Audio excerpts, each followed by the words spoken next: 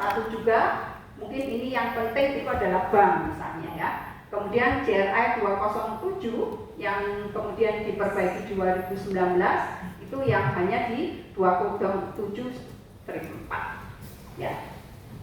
Lanjut. Nah, sekarang masuk di environment. Nah, environment ini ada 301 sampai 8 ya. Kemudian ada perbaruan untuk 101 yaitu biodiversity di tahun 2024 yang baru berlaku itu tahun 2026 untuk biodiversity. Selama dia belum diwajibkan untuk itu, maka dia bisa menggunakan 101 ya. Kita lihat ada berapa, ini ada yang dipindah juga ya, 307 itu dipindah ke 2-27 ke general disclosure ya. Lanjut ya. Nah, ini anak-anaknya banyak juga ya, misalnya tentang material itu ada 3 ya. Kemudian ada energi, nah itu ada 5 ya. Kayaknya energi ini semua harus melaporkan ya, karena memang kita banyak sekali energi yang kita pakai perusahaan apapun ya. Kemudian ada water and effluent. Nah, ini mungkin ada beberapa yang tidak topik material, misalnya universitas misalnya ya. Nah, tuh langsung lanjut. Kemudian untuk biodiversity ini ada 4, sekarang kayaknya menjadi trending topik ya biodiversity ini. Mungkin kalau kita sebagai peneliti itu menjadi isu yang penelitian yang banyak diteliti kalau kita sebagai peneliti. Sedangkan kalau kita sebagai praktisi kelihatannya biodiversity ini memang perlu diperhatikan karena banyak sekali keanekaragaman hayati kita yang rusak ya.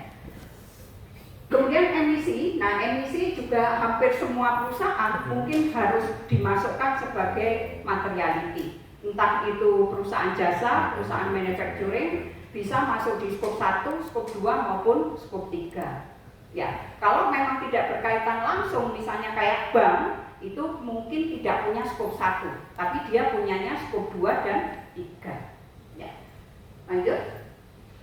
Nah, kemudian yang 306 itu adalah waste.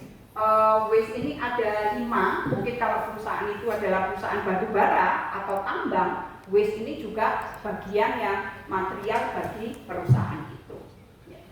Kemudian environmental compliance ini dipindahkan ke 2-27 karena harus comply dengan hukum dan regulasi.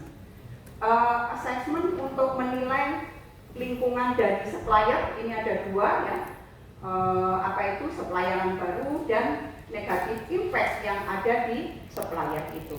Jadi perusahaan itu jangan takut untuk melaporkan dampak-dampak yang negatif, karena memang yang dilaporkan itu kan harus balance, dampak negatif maupun positif. Kalau kita membaca SR itu banyak positifnya, berarti itu adalah untuk pencitraan yang sering kita teliti itu ya. Kemudian untuk berikutnya biodiversity ini ada 1-8 untuk yang 101 yang berubah menjadi tahun 2024 itu ada 8 yang harus diungkapkan. Yang lama berapa ya? Yang lama 304. Enggak, ada berapa? Ini ya. Ya. Baik, yang lama ada 4. Jadi kalau selama dia melapor belum tahun 2026, laporannya boleh pakai yang ini. Tapi tidak menutup kemungkinan bisa juga pakai yang baru. Ya, jadi yang lama 4 sekarang menjadi 8. Ya. Lanjut. Energi tambah perubahannya banyak. Biodiversity. Ya. Lanjut. Nah, kemudian ini baru climate change ini 102 tahun 2025 yang baru diterapkan untuk tahun 2027. Ya, ini ada 10, banyak sekali ya. Jadi transisi untuk memitigasi pemanasan global. Kemudian climate change adaptation plan. Jadi rencana untuk penerapan climate change itu seperti apa? kemudian just transisi. Ya. Kemudian untuk emisi reduction target dan progress ini sebenarnya kalau di IFRS 2 itu memang ada metrik dan target. Ya, itu jelas. Nah, ini diperbarui oleh GRI itu harus ada target dan progresnya seperti apa. Ya. Kemudian ada scope 1, scope 2, dan scope 3. Nah, manufacturing itu biasanya punya scope 1, 2, 3. Ya. Misalnya kalau scope 1 itu berkaitan langsung dengan proses produksinya. Kalau scope 2 itu berkaitan langsung dengan misalnya listrik, kemudian penggunaan AC, kulkas, dan sebagainya. Nah, kalau scope 3 itu berkaitan dengan pihak luar. Nah, ini harus ada boundary-nya, siapa yang mengakui, saya atau kamu. Misalnya seperti itu. Tapi di perbankan itu diwajibkan untuk mengungkapkan scope 2 dari perusahaan yang dia beri kredit. Jadi yang utang di bank itu harus melaporkan berapa scope 2 mereka dan 3. Itu dilaporkan ke perbankan karena dia punya utang tadi. Ya. Kemudian ada intensitas emisi GSG yang berkaitan dengan value chain. Kemudian ada carbon credit. Carbon credit ini kalau dia masuk di bursa ya, masuk di bursa kan harus mengakui adanya carbon credit dan carbon debit. Tapi kayaknya agak susah ya. Kalau kita menerapkan 102 berarti 305 itu dihapus. Iya, ya. Jadi pakai yang baru. Dia ini mengganti 305. Mengganti 301. Kalau yang tadinya 4 sekarang menjadi 10. Banyak lebih lengkap. Ada di 305 mungkin juga. Ya itu apa? Emisi lainnya yang nitrogen dioksida dan sudah masuk mungkin. Ini sudah masuk di itu kan BHP ya. Ya. Kalau di 005 itu Coba 305 masuk. 30 yang mana? yang 3057. 305. Oh, ini gas-gas lain yang masuk di emisi yang masuk di ini ya. Yang 306 dan 306 dan 7 itu di 101 itu kayaknya di cover. 306, 307. 3056 Coba. 3056 dan 3057 itu 67 kan? 67 yang ada ya? yang ozone depleting dan emisi lain. Coba yang baru. Kalau secara tersirat Kayaknya tetap dimasukkan ya kayaknya. Coba yang baru climate change adaptation plan, transition plan untuk climate change mitigation. Mungkin bisa dimasukkan di 102 untuk strip 1 yang ozon tadi. Ya, yang ozon. Kemudian kalau untuk apa itu emisi lainnya, tadi emisi lainnya ya? Karena emisi lain itu setahu saya tidak ada kaitannya dengan climate. Dia hanya pengaruh udara saja gitu. Enggak, tapi ada loh kaitannya. Yang kemarin itu yang NON apa itu kan ada kaitannya dengan climate kan? Karena climate change itu sebetulnya bukan hanya emisi karbon, tapi kan ada anak-anaknya itu. Memang porsi terbesar di emisi karbon. Tapi kalau yang nitrogen itu masuk juga loh. Saya pernah baca loh ya, tapi nggak tahu. Sebenarnya kalau untuk tadi 306 dan 7 DS dan juga NOx itu sebenarnya sudah masuk di sini. Bisa jadi masuk ke scope 1 2 3. Kenapa? Karena dalam nanti kita menentukan scope 1 2 3 ini itu juga harus dicatat scope 1 itu dari mana saja, upstream atau downstream. Jadi masuknya ke situ nanti, karena kan kegiatan bisnis dari sebuah perusahaan. Karena gini, saya mau luruskan dulu informasi terkait ODS ya. ODS itu kalau menurut pakar atau expert di bidang GHG emission, sebenarnya ODS itu hanya bisa dilaporkan oleh perusahaan manufacturer yang membuat AC, Bapak Ibu. Jadi kita sebagai konsumen atau pemakai itu sebenarnya tidak diwajibkan untuk melaporkan ODS itu kalau menurut pakar GHG emission ya. Kenapa? Karena dianggap yang bisa menentukan penggunaan freon itu adalah dari manufacturingnya, dari pabriknya. Kita nggak bisa milih gitu. Cuman kemarin juga karena sudah berkembangnya teknologi ya, sekarang kan freon itu kan kita bisa ada milih ya, ada freon yang dia lebih ramah lingkungan, ada yang freon jenis lama. Nah tergantung kita pakai AC yang mana, produk terbaru atau produk lama. Kalau produk lama mungkin harus pakai freon yang lama ya, nggak bisa milih gitu.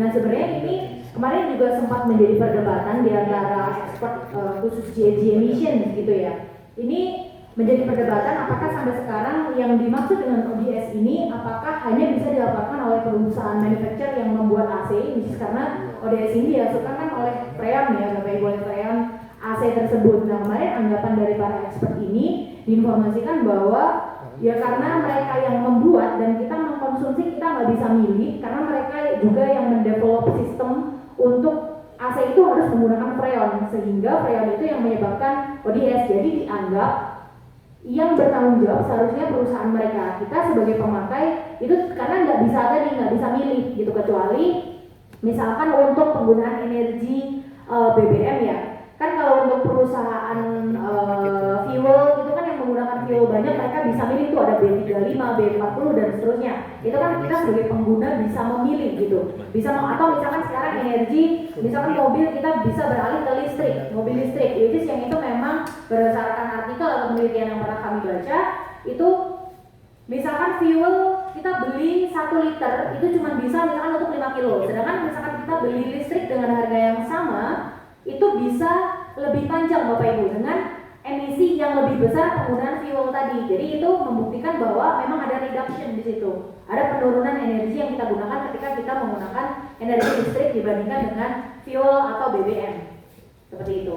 Jadi untuk yang NOx dan kawan-kawan tadi kan, karena nanti kalau emisi ini kan memang harus di ekivalenkan menjadi CO2 ekivalen ya Bapak Ibu. Jadi apapun itu gas yang dihasilkan oleh perusahaan di akhir itu harus dikonversi menjadi CO2 ekivalen. Itu sudah hasil akhir. Jadi tadi gas-gas NOx dan kawan-kawan, jika memang perusahaan ada memproduksi emisi tersebut maka harus tetap dimasukkan, tetapi hasilnya nanti tetap di CO2 ekivalen. Nah itu harus dikelompokkan oleh perusahaan.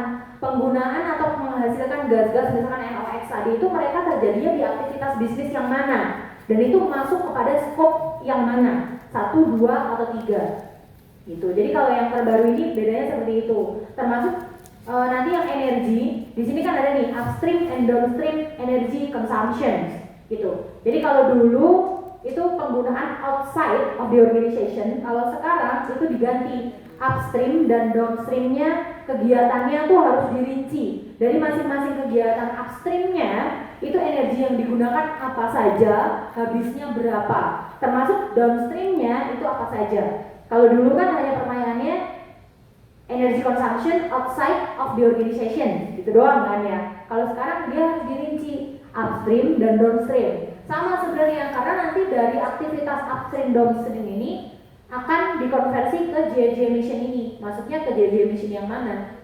Seharusnya yang ketiga gitu. Kalau aktivitas di luar organisasi gitu. Karena ini nanti lebih rumit lagi sih Bapak Ibu, karena untuk menentukan itu skop 3, skop 2 atau skop 1 itu perusahaan juga harus melakukan inventarisasi atau GHG inventory namanya gitu. Mbak, kalau dari JLA itu ngeluarin kayak semacam tender nggak sih Mbak untuk BBM jenis ini itu berapa? Nggak ada Pak. Kalau itu mungkin di IPCC ya. Nah itu mungkin bisa juga di apa itu karbon kalkulator. Tapi kalau kami kan sering ini Bu, sering berganti jenis BBM dari B30 ke B40 itu kadang-kadang nggak ada patokan yang resmi yang bisa dijadikan acuan gitu. IPCC nih Pak. IPCC. Coba ke IPCC. Karena atau GHG protokol. GHG protokol yang lebih ini ya, kalau mau lebih kredibel GHG protokol. Ya, coba aja. Soalnya kalau kami kan sering berubah tuh, tahun ini B30, tahun depan B40 itu karena perubahan itu jarang yang punya B40 itu berapa. Tapi dari SDM kan ngeluarin ya seharusnya ya. Nah kalau dari SDM yang udah kasih keluar tuh yang solar, nah tapi kalau yang biosolar jarang solar. Seharusnya kalau Indonesia, karena itu produksinya di Indonesia ya, B30, B35, B40 itu seharusnya SDM ngeluarin sih. Karena kalaupun kita mau mengacu ke GHG protokol, karena itu sekali lagi yang produksi Indonesia ya, sedangkan GSC protokol itu adalah internasional standar, kayaknya enggak ada juga belum tercover. Masalahnya karena pemerintah Indonesia, jadi mereka tuh Belum menentuin faktor konversinya berapa. Itu gimana kalau pelaporan sejarah? Itu bisa asumsi kita? Bisa assumption. Bisa. Kalau seperti itu bisa assumption sih. Karena memang ada beberapa yang memang kita nggak bisa ini ya, bisa asumsi kalau memang datanya tidak ada banget ya, anu aja, not available data aja, tapi tetap harus ada penjelasan.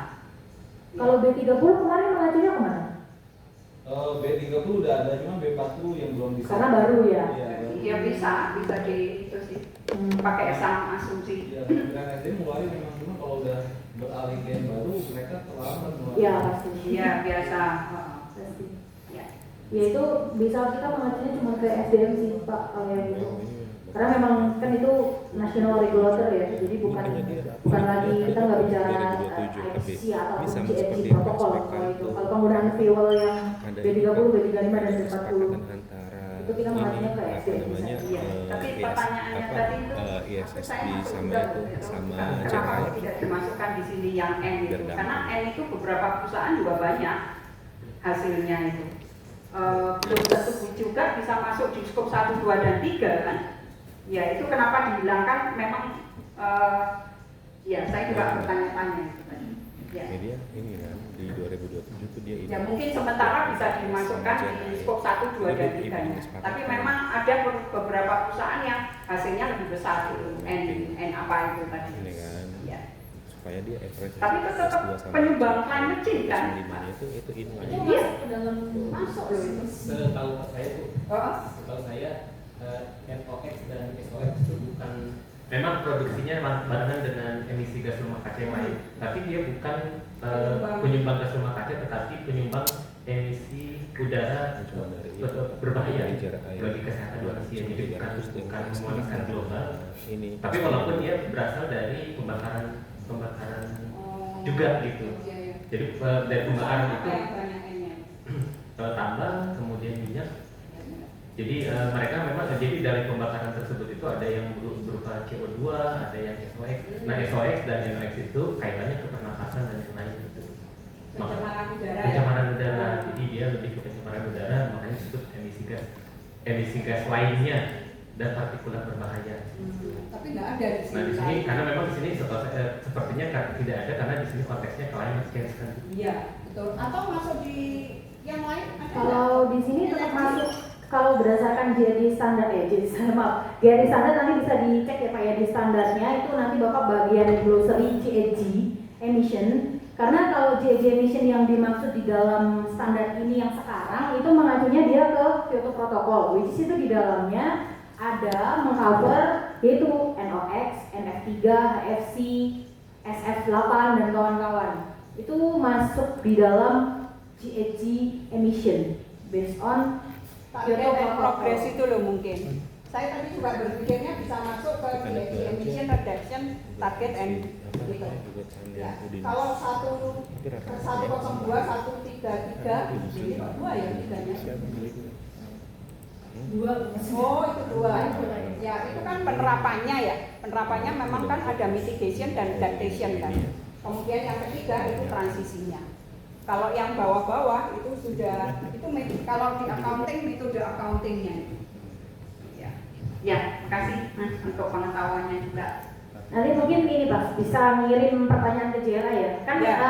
kita sudah bikinin akun Bapak Ibu ya. Dan Bapak Ibu juga bisa kirim email ke JRA misalkan Bapak Ibu merasa ada pertanyaan-pertanyaan yang itu menurut Bapak Ibu critical gitu ya, critical concern, termasuk misalkan lagi nih terkait NOx, misalkan mau dipertanyakan lebih jelasnya itu bisa juga langsung ke JRI. Karena kenapa dalam develop standar ini JRI juga memberikan kewenangan kepada publik Bapak Ibu untuk kita bisa juga insight di dalamnya. Misalkan kita mau ngasih saran di Indonesia terkait misalkan emisi itu kita ada ini loh, ini bisa jadi dikonsider. Nah itu nanti bisa dimasukkan oleh mereka.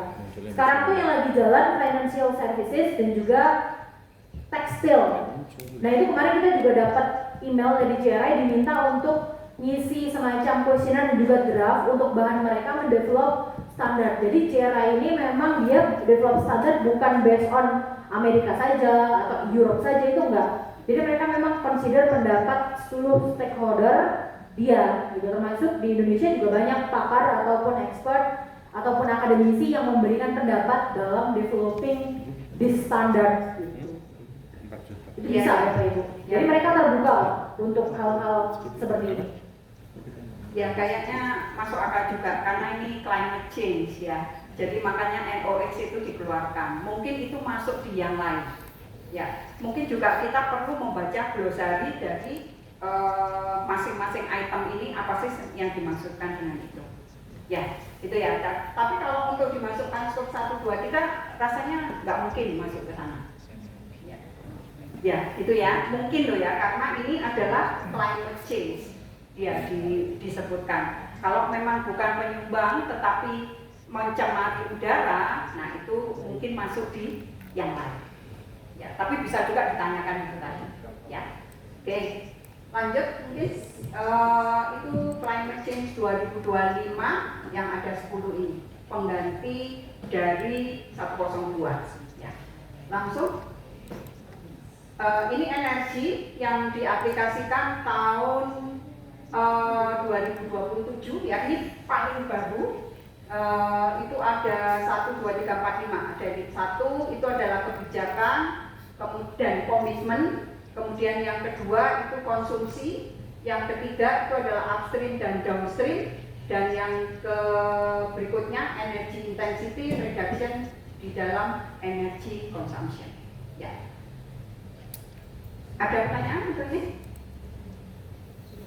Sudah ya, kita lanjut. Oh ini dilewati ya. Nah,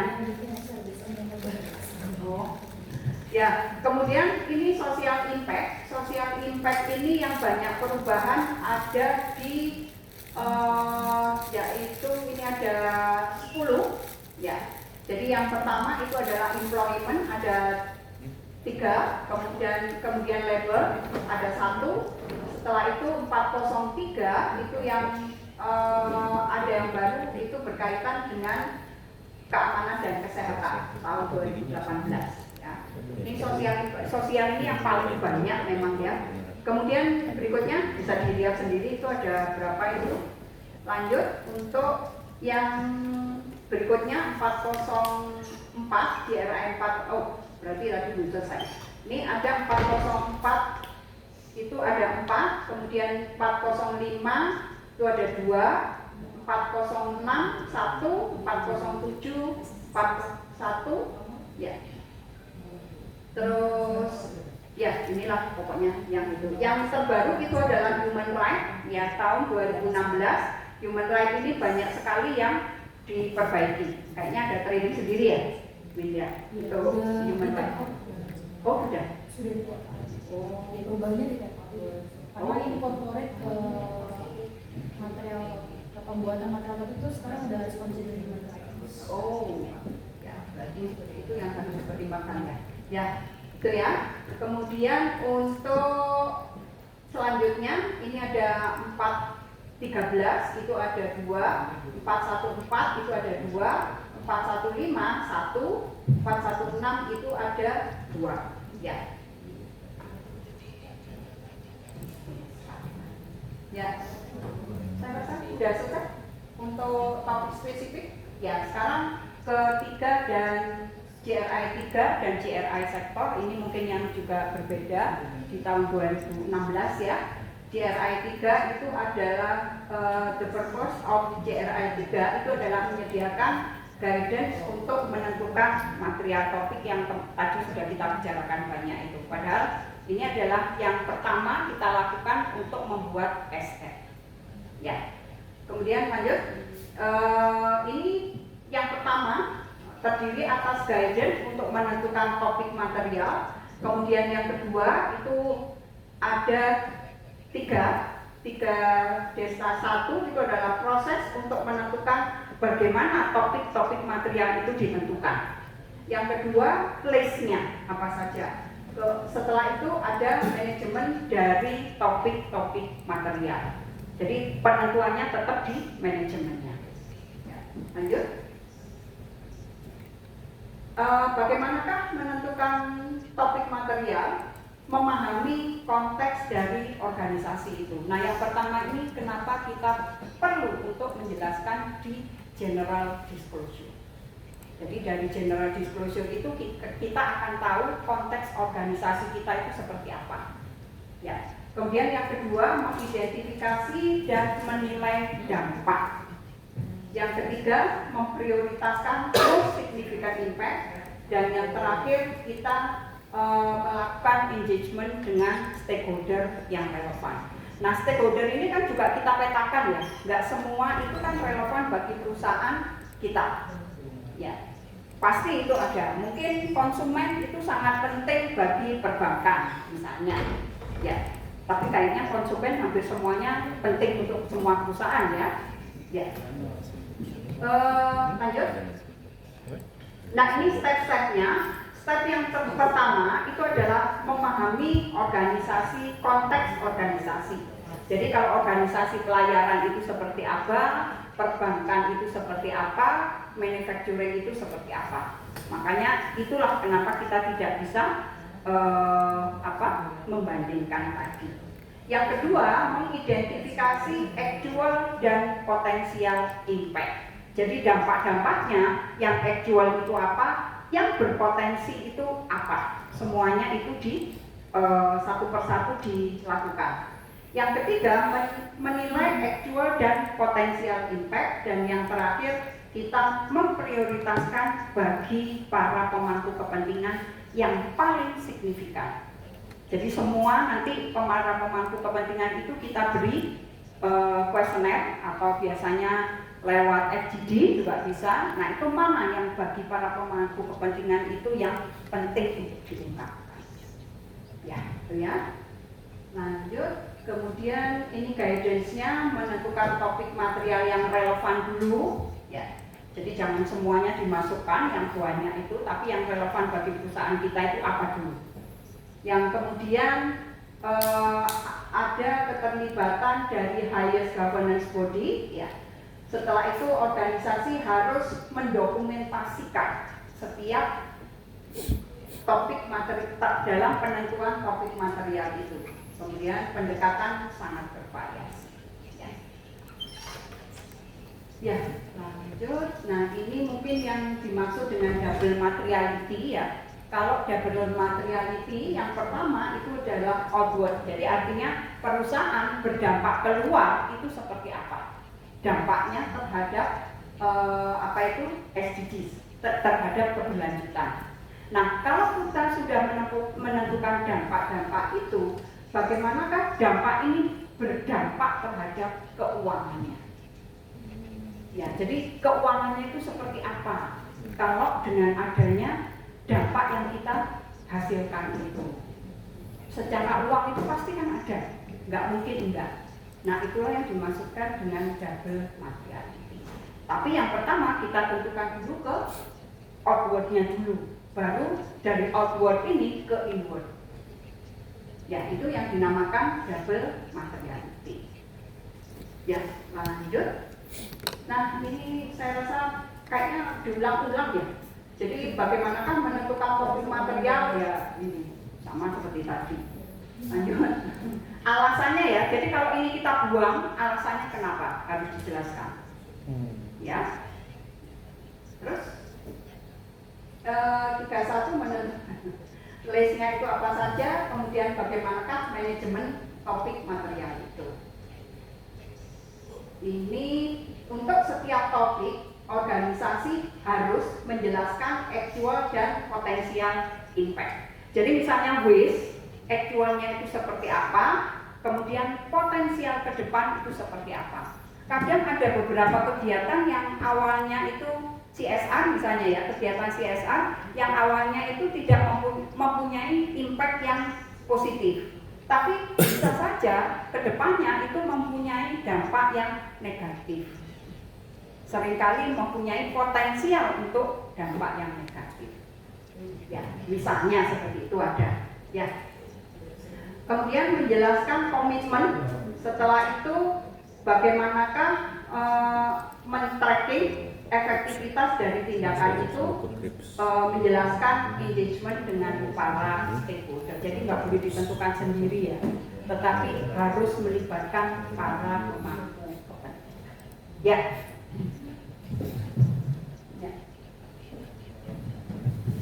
Mohon dijelaskan lebih lanjut Bu untuk penempatan topik material dan engagement ke stakeholder. Kalau yang saya baca di sini, interpretasi saya, keputusan menentukan topik material itu ada di organisasi. Kemudian setelah diputuskan, ditentukan topik material, barulah dilakukan engagement kepada stakeholder. Kalau yang saya baca di sini. Ya. Nah, apakah demikian interpretasi yang benar atau sebaliknya justru stakeholder itu berperan mulai dari awal menentukan topik material mana yang benar? Ya. Itu saya pernah berdiskusi sama Pak Ali. Kalau idealnya memang itu dari awal kita melibatkan para pemangku kepentingan. Cuma kalau seperti itu prosesnya lama, sehingga ditentukan dulu oleh stakeholder internal dulu. Apa saja sih yang perlu kita lakukan untuk material topik ini? Kemudian di-list, baru setelah itu kita melibatkan para pemangku kepentingan. Iya, ini bagi mereka penting nggak sih? Oh enggak, bagi saya nggak penting ini. Tapi bagi yang lain mungkin penting. Makanya biasanya dibantu dengan metrik gitu. Metrik mana yang paling penting? Nah itulah yang dianggap most signifikan. Ya. Boleh saya lagi Bu Ya. pengalaman Ibu? Dari pengalaman yang saya pernah lakukan, ketika kita melakukan penilaian topik material kepada stakeholder, itu antara judul topik dengan disclosure itu kan kadang-kadang salah tafsir. Salah satu contohnya market research. Salah satu contohnya market research bagi orang awam yang tidak pernah ikut. Itu dianggap bahwa market research itu kata kuncinya di market. Sementara ketika di disclosure-nya kan bukan market sebenarnya. Nah, apakah pertanyaan kepada atau questioner kepada stakeholder itu kita tariknya dari disclosure, penjelasan disclosure, atau gimana betul biasanya? Biasanya kan supaya gampang itu mungkin lewat FGD ya. Lewat FGD, kemudian karena memang beberapa orang ini biasanya kan punya pendidikan yang berbeda, pengetahuan yang berbeda. Kita jelaskan dulu sih, yang kalau menurut saya ini yang dimaksud ini, memang supaya pemahamannya itu sama. Kalau saya, karena sama aja kalau itu melakukan penelitian kan ya, persepsi orang itu berbeda-beda. Jadi untuk supaya gampang, makanya ada yang namanya pilot test itu tujuannya supaya persepsinya sama. Nah kalau menurut saya mungkin dengan FGD dijelaskan satu persatu yang dimaksud ini sehingga mereka menjawabnya juga dengan baik. Ya, gitu ya. Ada lagi? Campur. Ya. Ini habis ya? Masih banyak? Enggak, tinggal sektor. Sektor ini saya rasa tahu ya, sektor itu pokoknya baru ada yang baru berapa? Dari awal dari 2016 itu 4. Ya ini yang sektor yang ada sampai tahun 2021 itu JRI 11 itu tentang sektor standar oil and gas. Kemudian JRI 12 itu coal, batu bara. Kemudian yang ke-13 itu adalah agriculture. Ya ini kayaknya yang penyumbang itu terbesar kayaknya ya, didulukan. Kemudian yang berikutnya itu mining yang paling baru 2024 ya. Yang lain kalau tidak ada kita mengacu ke JRI GPOS. Ya, habis kelihatannya. Nah ini JRI GPOS. Ada pertanyaan? Silakan.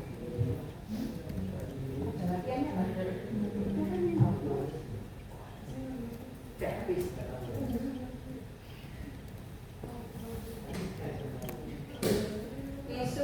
Ini isu-isu yang terakhir itu Bloomberg gitu kan? Ya ini ada pihak ketiga yang menilai tentang indeks gitu. Ya ada Bloomberg, ada Refinitiv, ya macam-macam. Ya, monggo. Harusnya ada. Dia spesifik, dia tambahan, dia tengahnya tambahan itu. Ya, terkait dengan skop 1, 2, dan 3 tambah tadi disampaikan tambahan. kalau misalnya untuk usaha untuk industri perbankan itu kan kemungkinan besar untuk skop 1 yang tidak ada, tapi ada skop 2 dan 3. Iya, Kemudian ini perlu. untuk membedakan Udah antara kompleks tuh, Pak. yang Bahan baku udah daerah kompleks. emission dengan yang Gimana ada di caranya? daerah emisi itu Biar lebih bisa meyakinkan untuk biaya. yang tadi kan disampaikan juga misalnya Jual kan masalah itu nasabah ya, juga di nasabah itu memiliki skop pentingnya 1 bagaimana berarti apakah supaya ini juga maksudnya ketika dimasukkan ke menawarkan ke skop 3 nya perbankan atau bagaimana? Dan bagaimana cara mengukurnya itu? yang Oh iya, lebih mendalam. bentuknya istilahnya ya harus ada perhatian sendiri kayaknya. Memang ada yang ahli itu namanya Pak Randi. Saya juga mengikuti apa itu trainingnya beliau untuk menghitung GHG emission itu. Mungkin ada yang sudah ngambil mungkin ya di itu. Nah itu akan dijelaskan bagaimana cara menghitungnya. Kemudian apakah ini kenapa ini masuk skop 1, masuk skop 2 dan masuk skop 3. Ya, tapi memang bagi perbankan yang diakui itu adalah karena dia tidak punya skop 1. Jadi kalau kita mau tahu persis lewat supply chain gitu. Saya biasanya menggambarkan ke mahasiswa di supply chain itu. Dari supplier, kemudian dari desain, R&D itu biasanya banyak skop 2 dari AC dan listrik. Kemudian di proses produksi itu lebih banyak di skop 1 karena berkaitan langsung. Pada saat packaging itu skop berapa, pada saat distribusi itu skop berapa, itu ada semua. Kalau kita bisa menggambarkan lewat supply chain lebih di gampang. skop itu. Ya, kalau di manajemen accounting itu loh. Kalau kita kan mengajarkan, saya biasanya mengajarkan manajemen accounting plus emisi karbonnya itu seperti apa, mulai dari supplier sampai emisi pengiriman. Ya. Kemudian itu juga ada boundary-nya. Jadi kalau kita mengakui scope itu juga boundary-nya itu yang mana? Saya mengakui yang 2 atau yang 3. Itu biasanya boundary-nya ada sudah ditentukan. Kalau perusahaan itu multinasional ya, anak-anaknya kan banyak. Nah itu boundary-nya di mana? Di kamu apa di saya? Ada. Ya, gitu ya. Ya, boundary-nya itu tadi.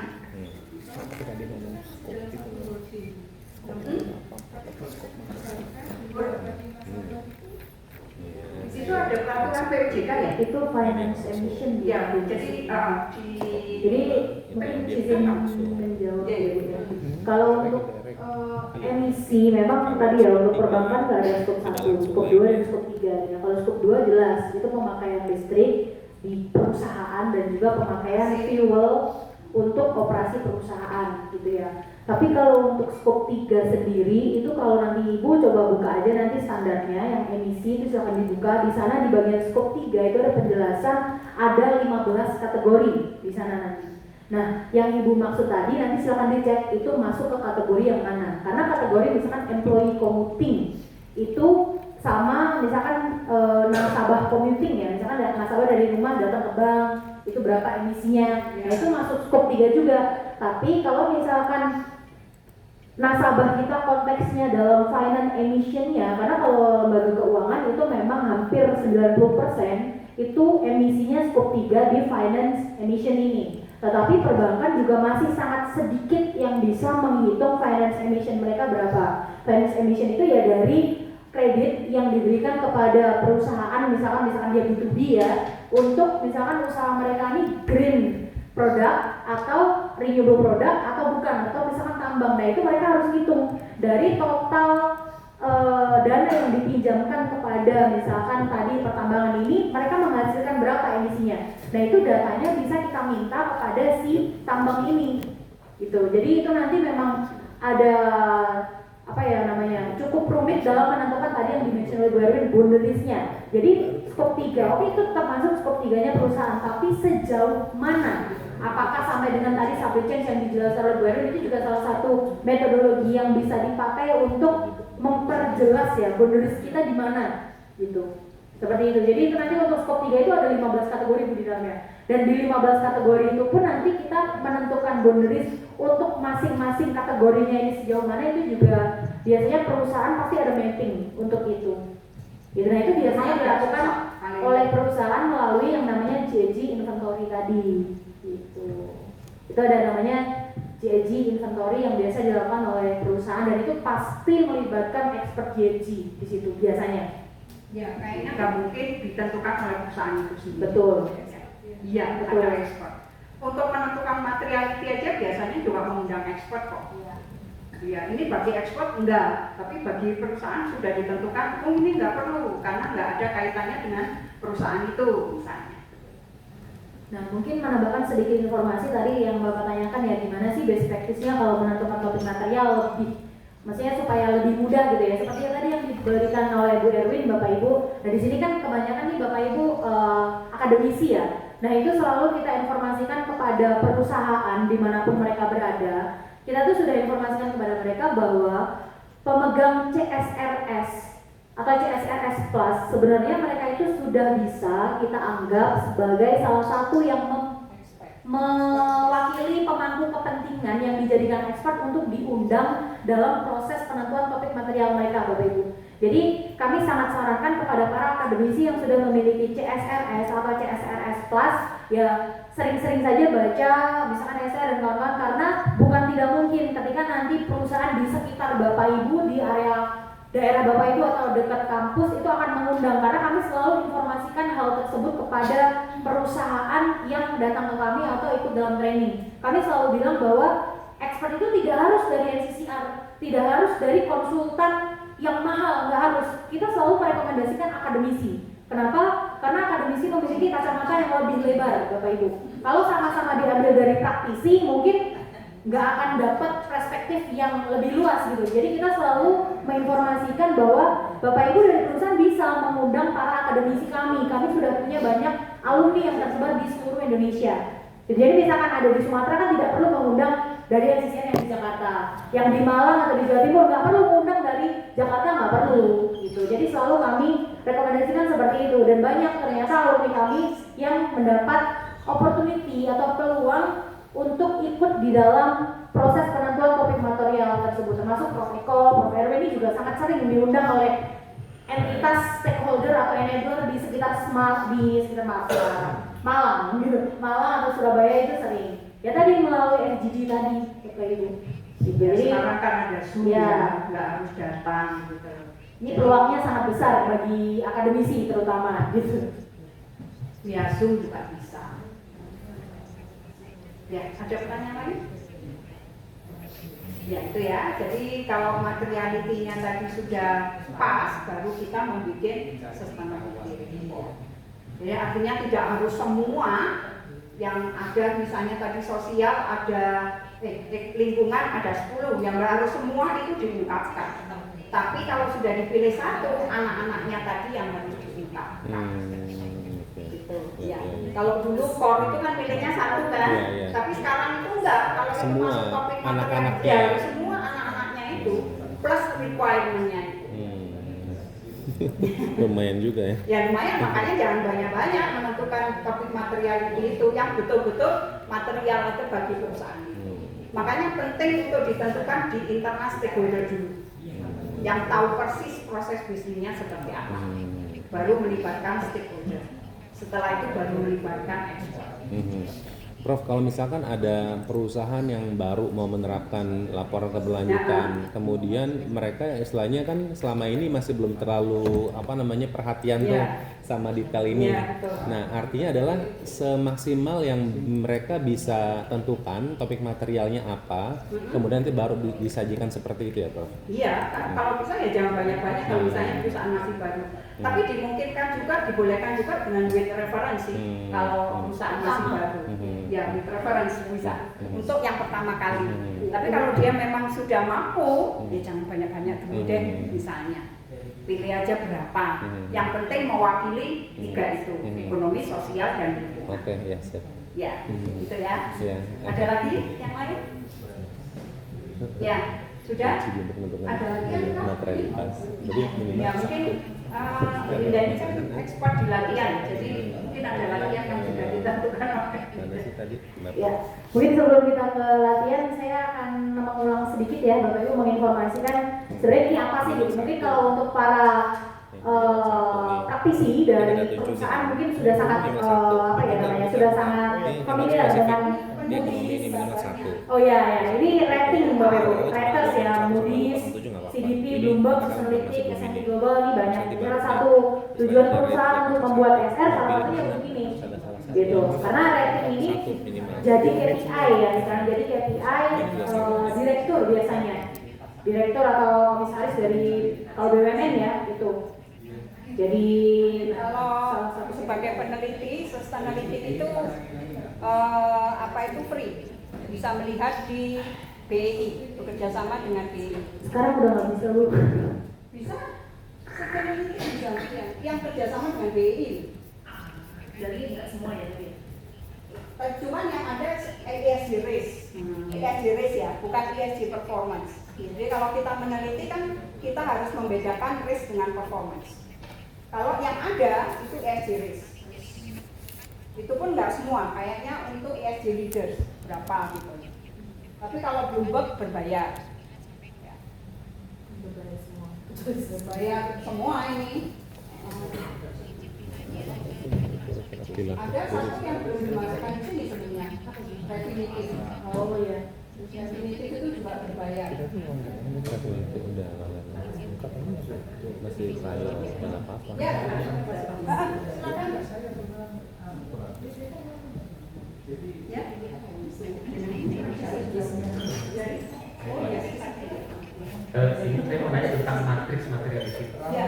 Di GRI 2016 itu kan memang ada diminta untuk membuat matriks materiality yang nah di 2021 saya tidak melihat itu ada. Nah pertanyaannya apakah kita masih perlu membuat matriks materiality? Memudahkan sih sebenarnya. Walaupun memang di 2021 saya perhatikan memang nggak ada. Nah tapi tetap tapi nggak apa-apa, tetap boleh Kalau ini yang dimaksud matrix yang diagram gitu ya, Ya. Pak? Ya. Boleh. Jadi kalau di 2021 salah satu bedanya memang itu Pak, tingkat materiality atau matrix itu sebenarnya dari JR sudah tidak wajib. Nah sekarang juga banyak perusahaan sebenarnya yang masih menggunakan, tapi ada juga yang mereka udah menggunakan. Jadi itu terserah kepada perusahaan kalau misalkan tetap mau mendisclose diagram itu ada di dalam Excel itu tetap diperbolehkan. Tapi kalau enggak pun enggak apa-apa. Tapi itu memang seperti yang dimention Bu Erwin sih, itu menurut saya lebih memudahkan. Sangat memudahkan. Memudahkan dalam penentuan topik material dan menentukan tingkat prioritasnya. Ya, bahkan kalau perusahaan di luar negeri itu report tersendiri loh untuk materiality itu. Coba aja lihat di Philip Morris, itu dia punya sendiri itu khusus untuk materiality. Ya, kemudian kalau untuk Pertamina kalau saya pernah tahu itu stakeholder engagement-nya itu juga sendiri. Jadi gimana caranya dia menentukan masyarakat itu pakai penelitian, jadi pakai sampling. Jadi masyarakatnya misalnya di sekitarnya itu ada 300 kan nggak mungkin semua. Dia sampling, ada itu prosedurnya itu, persis prosedur penelitian itu. Kalau cara menentukan samplingnya seperti apa, purposive sampling, dia jelaskan. Saya itu pernah tahu seperti itu. Cara untuk stakeholder engagement-nya aja. Kemudian materiality-nya, kalau di luar kan lebih banyak ke double materiality ya. Jadi itu sudah satu laporan sendiri juga. Itu ya, tapi sangat membantu metrik itu menurut saya.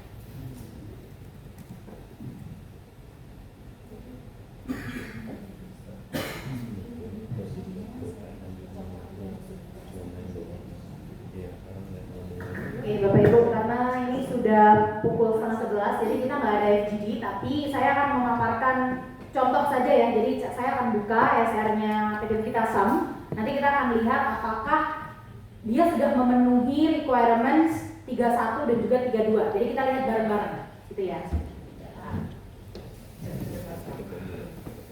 Bukit Asam, SR-nya Bukit Asam. Mungkin Bapak Ibu juga bisa buka SR-nya Bukit Asam tahun 2022. Kita latihan bareng-bareng aja, gitu Mas ya. Karena nanti di sini jadi ini ya, jadi latihan. Betul, SR-nya Bukit Asam. Bukit Asam. 2023. BBA.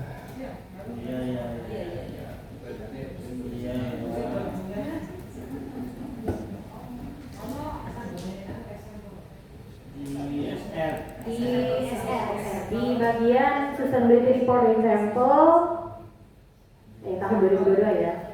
2022 atau 2023? Bukit Asam, iya. 2023, 2022. 22. Oh, oke. Bukit Asam.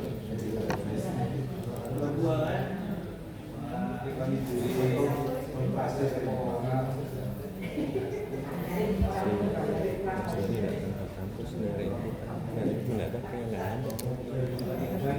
Pandannya juga nggak ada di kampus. Maksudnya Pandannya itu jarang ada di kampus. Maksudnya kalau misalnya memang itu jangan mendadak. Oh sebentar Bapak Ibu, soalnya ini coba buka yang 2022 di saya kok kosong ya. Ya kan? Ya, bentar ya. Kita coba pakai yang 2023.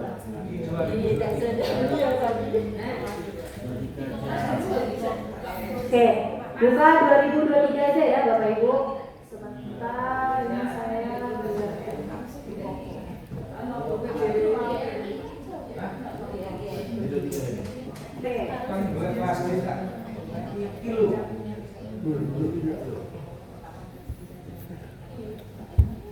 Bang teman-teman tidak cepat banget.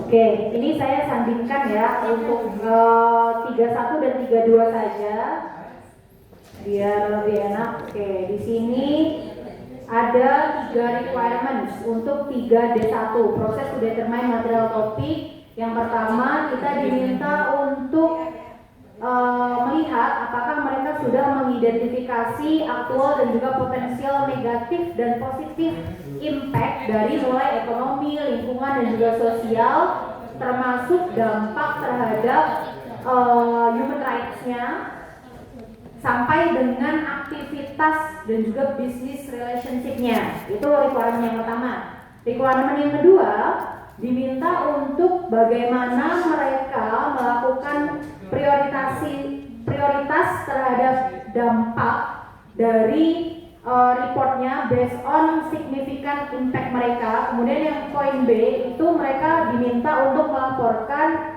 siapa saja yang diundang termasuk expert yang diikutsertakan dalam proses ketentuan topik material. Nah, kita coba ya Bapak Ibu lihat di Bukit Asam. Bukan komputer ya?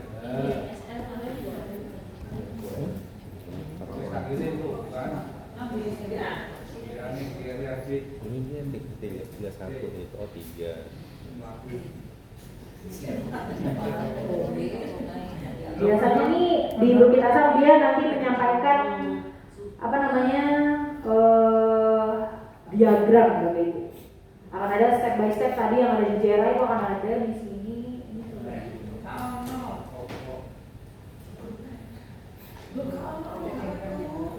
Biasanya ada di sini.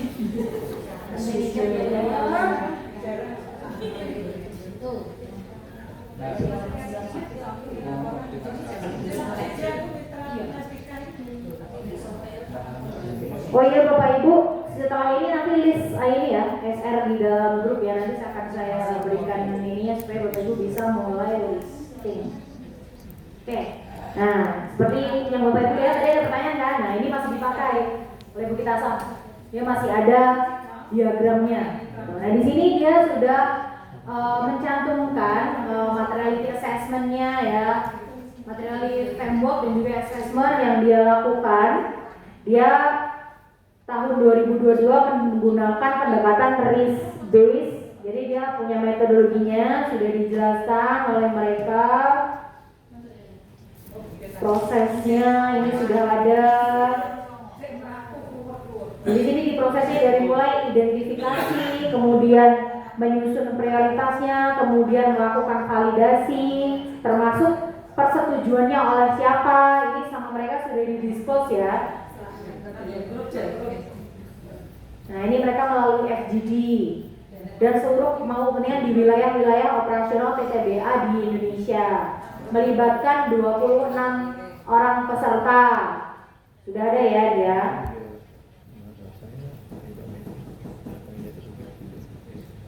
dilakukan pada bulan Desember tahun 2023. Jadi di sini sudah ada semuanya. Tapi saya belum melihat apakah dia melibatkan expert atau tidak di sini.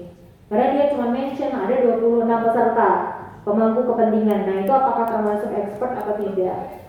Itu yang belum terlihat oleh mereka. Nah, ini materialitinya tadi, topik materialnya apa saja di sini. Mereka pendekatannya pakai risk ya Bapak Ibu. Risk base. Nah, di sini tadi yang kita lihat, kita mau lihat aktivitas dampaknya itu secara aktual dan potensialnya apa. Di sini ada ya, mereka golongkan, ada high risk, ada moderate, ada low. Nah, ini ada mereka semuanya. Nah, ini mereka juga mereka di sini mention dilakukan menyebarkan kuesioner kepada internal perusahaan meliputi BOD, BOC, pejabat jenjang 1, pemangku kepentingan eksternal seperti pemasok, pemegang saham, regulator, konsumen, dan lainnya. Selain itu, perusahaan juga telah melakukan wawancara langsung dengan beberapa stakeholder eksternal dengan sekian orang. Nah, ini sudah ada ya, berarti tadi expert sudah cover di dalamnya. Di sini mereka breakdown lagi berdasarkan pilar-pilar. Karena Bukit Asam ini mereka kan group of member of Mind ID ya Bapak Ibu. Nama Mind ID itu punya yang namanya Sustainability Pathway. Dan di sana Bukit Asam dalam menentukan topik materialnya ini juga mengacu kepada Mind ID Sustainability Pathway-nya. Termasuk yang di sini pilar-pilar ini berasalnya dari Mind ID Sustainability Pathway tersebut. Itu. Jadi di sini dia ada 9 pilar yang masalah. Nah, ini implementasi Mind ID Sustainability Pathway di PTBA ini ada. Jadi ini sudah menjawab ya untuk 3.1 tadi apa yang diminta, mulai dari identifikasi atau potential impact, kemudian specify the stakeholder-nya, kemudian expertnya siapa yang hadir, termasuk sudah di-approve atau belum topik materialnya. Kemudian 3.2 yang diminta list of the topic material. Di sini ada tadi. Di sini di bawahnya diagram, ini listnya nih. Environmental, society, semuanya ada ya. List topik material ini boleh seperti ini, boleh juga dalam bentuk tabel. Misalkan topik material apa, nomor berapa, topik materialnya apa, kemudian biasanya di perusahaan itu boundariesnya. Boundaries topik material ini tuh within the organization atau outside of the organization tuh mereka biasanya cantumkan, tapi itu nggak wajib ya. Itu hanya style dari pengungkapan dari masing-masing perusahaan aja. Itu nggak wajib. Nah, ini termasuk topik material tahun 2023. Mereka kalau berdasarkan tadi Sustainability Pathway dari Mind ID, mereka jadi 9 pilar, ada mulai environment, climate change, kemudian smart operation, product stewardship-nya, kemudian juga ada people, ada society, ada economic development, kemudian juga ada governance dan lain-lain. Jadi topik material ini nggak ada kesaklekan dari JRI yang formatnya harus seperti apa, nggak ada, tapi masih bisa dimodifikasi. Gitu. Nah, kemudian yang B ini kita diminta untuk melaporkan seperti yang tadi saya mention di awal ya, apabila ada perubahan di topik material tahun ini dibandingkan dengan tahun sebelumnya, itu apa bedanya? Itu diminta. Gitu. Nah, kalau misalkan ada perbedaan topik materialnya ini, kenapa? Misalkan ada yang di take out, ada yang dijelaskan kenapa di take out, kemudian dampaknya apa. Kalau misalkan ada ditambahkan topik material, itu juga harus dijelaskan kenapa ditambahkan topik tersebut dan dampaknya apa. Itu diminta. Nah, di sini di poin B ini. Gitu. Kurang lebih seperti itu ya Bapak Ibu untuk 3D1 dan 3-2. Jadi kita nggak perlu ada fokus group discussion, tapi nanti dalam mengerjakan assignment nanti ini wajib dikerjakan. Jadi nanti Bapak Ibu yang dikerjakan sekalian saja ya, karena mumpung saya buka SR-nya, saya jelaskan. Nanti Bapak Ibu seperti biasa ketika mau mengerjakan individual assignment, silahkan dibuka SR-nya masing-masing yang sudah dipilih, dibuka aja langsung di bagian JRI Content Index Bapak Ibu. Biasanya di belakang ya. Biasanya di belakang. Nggak bisa dibuka ini, saya file kalau berdasarkan 2022. JRI Content Index. Jadi kita mengacunya hanya kepada JRI Content Index. Kalau misalkan di sana nanti ada OJK, ada macam-macam, diabaikan saja. Sektor juga diabaikan. Jadi yang perlu kita assessment sebagai tugas adalah yang pertama general disclosure. Biasanya nanti setiap perusahaan pasti melaporkan 30. Berarti ada 30 ya, 2D1 sama dengan 2D30. Itu semuanya nanti dilakukan assessment, kemudian ditambah dengan GRI 3D1 dan 3D2 saja. Jadi total ada 32 disclosure yang wajib di-assess. Itu ya. Jadi ada 32. Nah nanti kan GRI 3 itu ada yang 3D3 ya Bapak Ibu. Tapi seluruh 3D3 itu tidak perlu di-assess. Jadi diabaikan saja. Jadi kita benar-benar mengacunya hanya general disclosure 30, ada 30 tadi, ditambah dengan GRI topik material yaitu 3D1 dan 3D2. Nah cara pengerjaannya sama persis dengan apa yang kita lakukan selama di kelas kemarin. Jadi kita nanti assessmentnya per requirements. Jadi applied atau not applied-nya itu kita letakkan di masing-masing requirements. Itu ya Bapak Ibu ya. Seperti itu untuk pengerjaan tugasnya. Apakah ada pertanyaan? Kalau nggak ada pertanyaan, di sini ya. Kita untuk submit assignment tanggal 9 November 2025 ya Bapak Ibu. Jadi waktunya 2 minggu.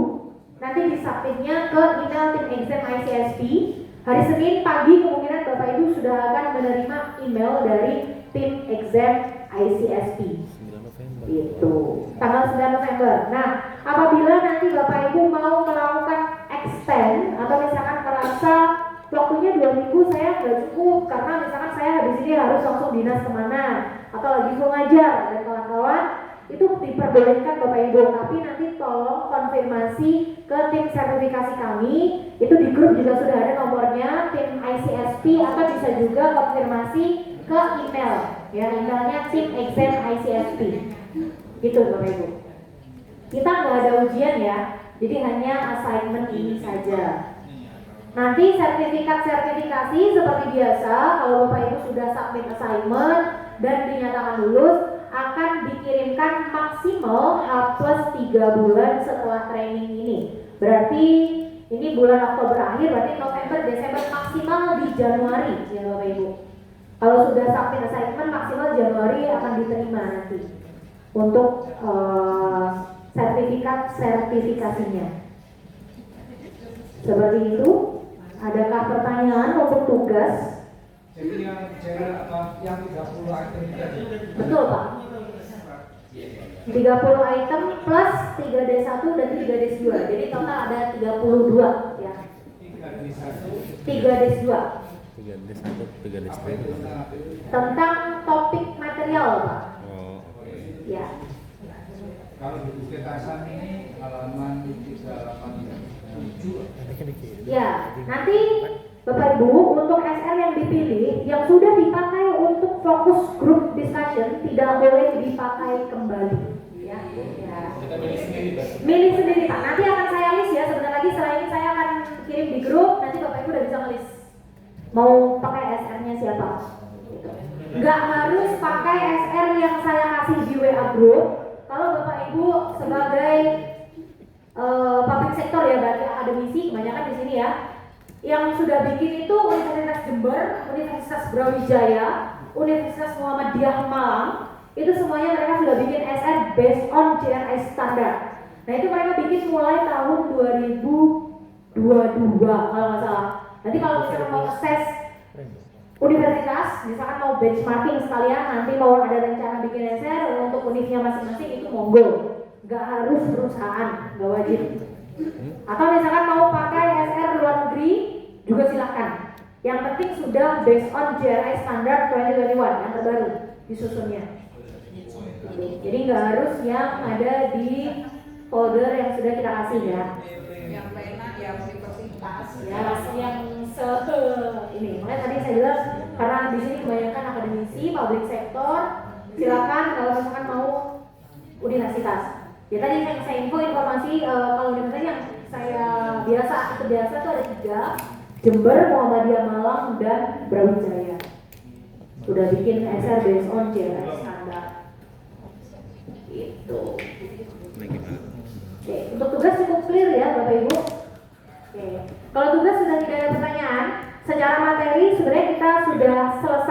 Ya, Bapak Ibu, kita tepuk tangan dong untuk kita semuanya. Oke, akhirnya kita sudah selesai ya untuk materi. Semoga harapannya ini bisa benar-benar mengupgrade ya Bapak Ibu dari CRI lama ke CRI yang baru.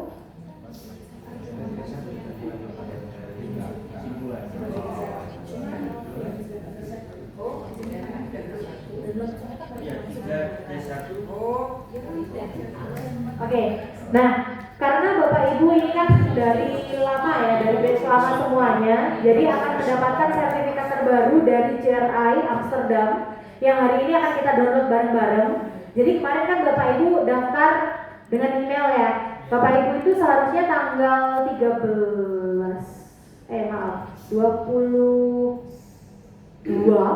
kemarin itu harusnya sudah menerima email dari CRI Global Reporting atau CRI Academy. Silakan dicek emailnya masing-masing karena kita akan download bersama untuk sertifikatnya. Jadi Bapak Ibu nanti akan dapat 3 sertifikat ya, sertifikat attendance atau completion yang akan kita berikan setelah training ini nanti akan dibagikan. Yang kedua CRI certificate completion dari CRI Amsterdam langsung, international certificate. Yang ketiga nanti CSNS Plus yang akan Bapak Ibu dapatkan H+3 bulan setelah submit assignment. Gitu. Silakan coba dicek di emailnya masing-masing Bapak Ibu untuk GRI, emailnya dari GRI Academy atau GRI Global Reporting. Kalau di inbox nggak ada, coba dicek di spam ya atau update atau sosial. Ya, dari GRI Academy.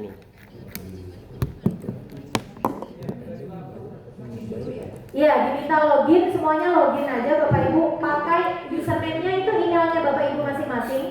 Passwordnya semuanya sama. GRI 2025 ID. Sebentar, saya kirim di WA ya. GRI 2025 ID untuk passwordnya. Sebentar.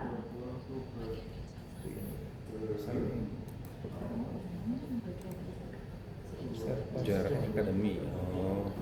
Password GRI 2025 ID.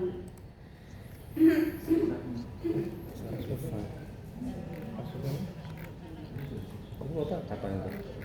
Emang dikasih Bu, Jarak Ya. Academy. saya ragu email saya yang dicatat email lama gitu. Jadi saya nggak tahu. Saya kan nggak terima email.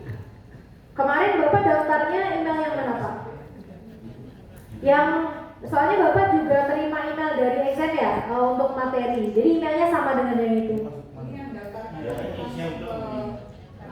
Iya, saya juga dapetnya data dari mana? Oh iya. Iya. Iya. Email yang sama dengan yang menerima materi kemarin. Passwordnya segitu. Passwordnya GRI 2025 ID. Nanti kalau ada yang belum bisa boleh di list di grup ya, di WA grup. Nanti kira-kira siapa saja yang belum terima. Huruf kapital semua ya? Boleh huruf kapital semua. Oh, Bapak Ibu di sini ada yang namanya hanya satu suku kata. Nah, kalau yang namanya satu suku kata nanti dari kami ya Bapak Ibu. Soalnya nanti Bapak Ibu diminta biasanya memasukkan last name. Nah, itu wajib diisi. Nanti akhirnya akan double namanya. Jadi nanti dari kami kalau untuk yang satu suku kata.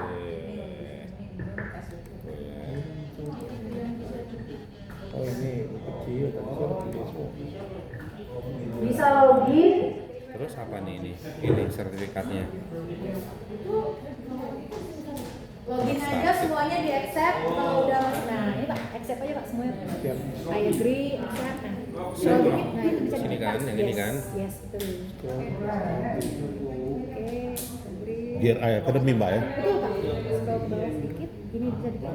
Terus nasi tipis feedback learning Pak, bawahnya this one. Ini, Iya. mana sih? Pak, ini Pak. Nah, Ini. Oh, isi survei dulu. Nah, itu Pak. Username-nya apa Mbak? Ini Pak. Usernya emailnya Bapak. Oh iya benar. Nah ini Pak, ke bawah. Nah, survei begin Pak. Itu survei. Masih ke bawah Pak. Atas sedikit, enggak. Stop this one. Ya. Terus feedback learning ini diisi aja semuanya. Nanti kalau udah diisi bisa langsung di download. Yang belum terima email bisa di grup ya. Oh, SN itu. Iya. Nah, ini Pak. Iya nih ya. Oke, ini Enggak, karena oke. saya itu Agree. jadi ada apa-apa Scroll ke bawah Pak, dikit, nah ini bisa diklik. Ini ya. Ya. Tuh. Udah ke next page. Nah, scroll ke bawah Pak. Lagi, dikit lagi, sebentar, sedikit. Nih, ini Apa ya? diklik. Oh ini apa sih? If you insert di segi show one unknown. Terus ini diklik begin the survey. Nanti diisi semuanya langsung. Survei ini ya? Ya, diisi What semuanya. the best part of the training? Gua dari Angela kalau mau berunding lagi bisa. Jadi nanti kita update. Nah, ini Pak.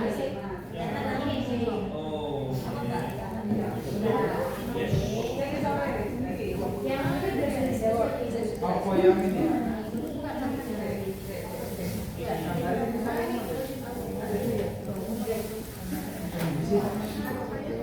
Iya. Nanti dari saya ya. Enggak usah, enggak usah.